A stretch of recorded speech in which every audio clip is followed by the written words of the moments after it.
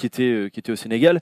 Ses parents ne voulaient pas qu'il devienne footballeur. Et lui, peut-être parce qu'il avait des rêves en tête, certainement, mais aussi parce qu'il y avait des gens sous influence derrière lui qui lui disaient viens faire des essais, viens.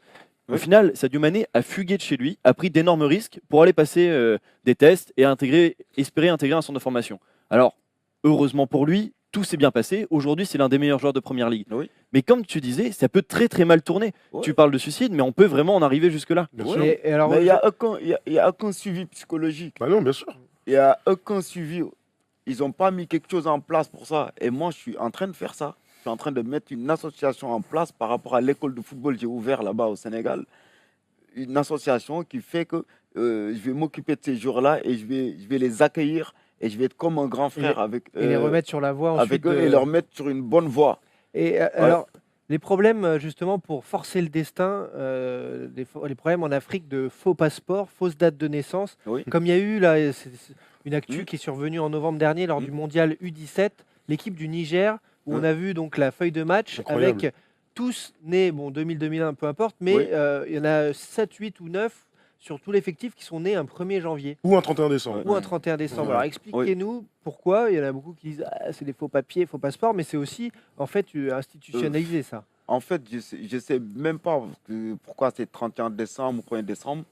Je sais pas, mais je sais quelque chose en tout cas. Je sais que en général, on croit que c'est les joueurs qui changent leur âge qui viennent, mais c'est pas que les joueurs. Hein. Non, Des fois, c'est l'agent qui change la date de naissance du joueur pour aller ramasser beaucoup de sous.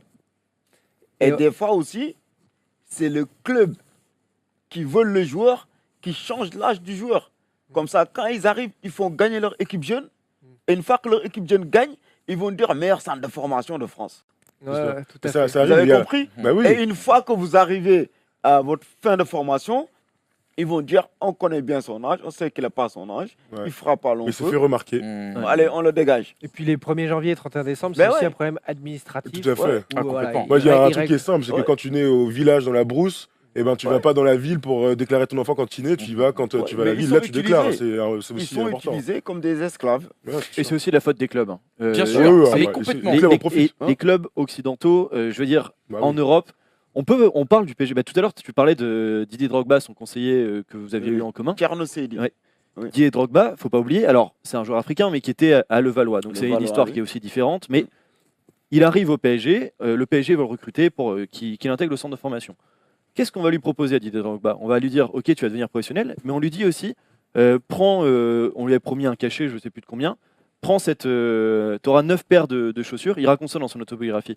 Il fait, prends 9 paires de crampons, tu les auras. Alors que lui, en fait, il était en train d'économiser depuis des années pour pouvoir se payer les crampons qu'il voulait. Là, on lui dit, tu en auras 9. Et puis, prends une Opel aussi, comme ça, tu auras une voiture. Bien sûr. Et l'appart aussi. Ouais, voilà, tant qu'à faire. Non, mais on donne des appâts, etc., pour qu'ils mordent à l'hameçon, mais derrière, c'est que de la poussière d'étoiles, en fait. Il n'y a rien de...